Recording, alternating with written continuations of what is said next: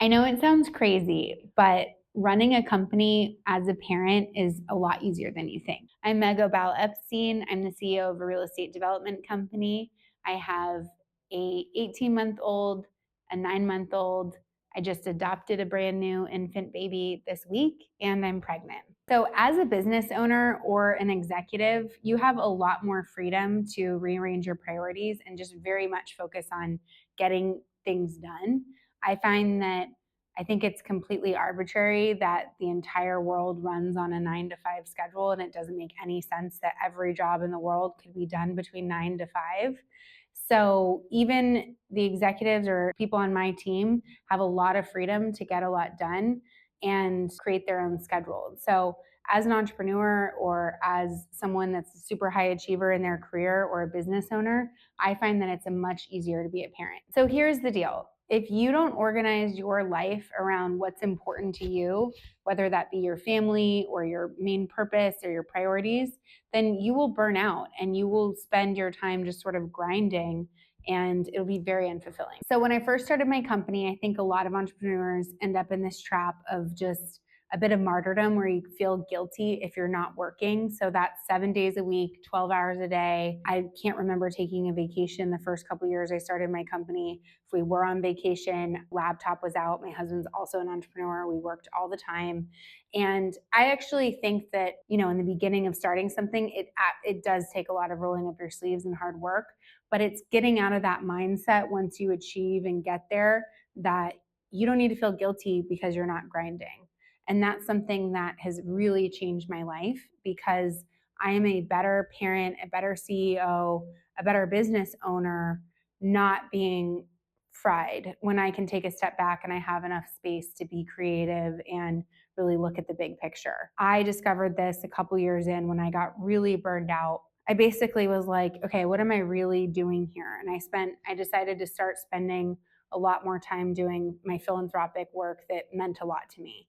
And so I worked with a human rights nonprofit, and that was at least 15 hours a week.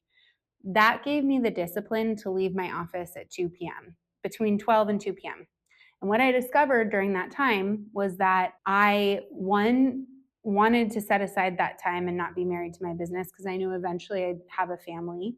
So I needed to start prioritizing my life years in advance to plan for a family because I knew I wasn't going to be able to be at my office. But two, I realized that people just figure things out when you're not in the office. And me being at the office from 1 to 5, if I got all my work done and I lined everything up and I was organized and prioritized the right things, that me being at my office from 1 to 5 didn't make me double as much money because I was spending double as much time in the office. The amount of actual return on my time disintegrates the more that you work in one day.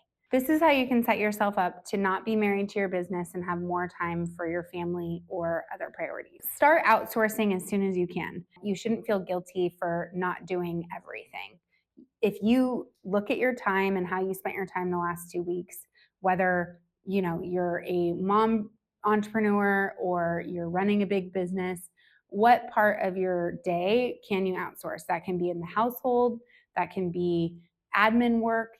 You can go on Upwork and hire people to do anything remotely. That's been a successful action, especially when I couldn't afford employees at the beginning. You have to have the discipline to really look and go, out of everything I'm doing, I need to outsource anything I absolutely can.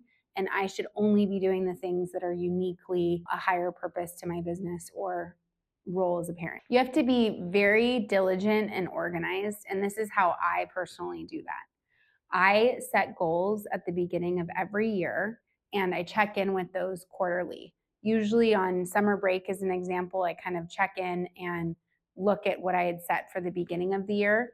And that breaks down to the week. So if I look at the beginning of my week on a Sunday or Monday morning or whenever you can set aside and look at, okay, what are the milestones that are really going to push me forward this week? And those get done no matter what.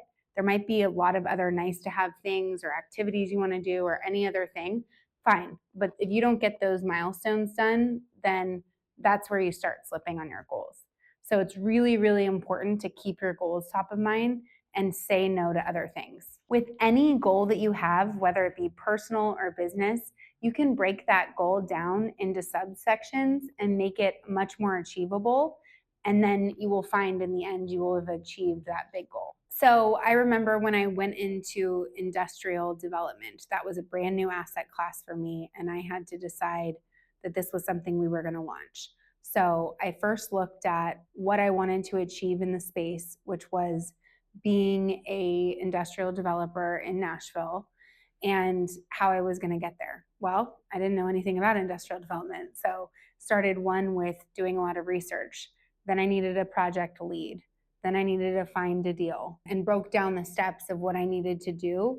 And is basically taking a big goal and breaking it up into smaller parts that you can achieve and sticking to those milestones, giving yourself a realistic timeline of when you can achieve those and just marking them off, and making that a lot more approachable than, hey, I'm going to be an industrial developer now and I know nothing about industrial development.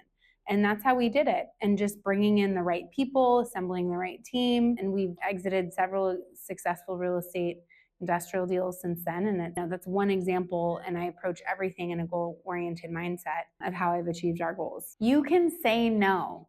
You are not going to be a great CEO or entrepreneur or parent if you're trying to be everywhere all at once. You have to learn to say no and pick and choose the top 3 or 4 priorities in your life. And if what that activity is not contributing to that, whether it be having to be at every single school function or watching TV or anything else that's not contributing to those 3 or 4 priorities, you have to say no and have that discipline, and don't feel guilty about it. You will be a better CEO or parent. If you want to find out more about how I balance being a CEO and a parent, watch this next video.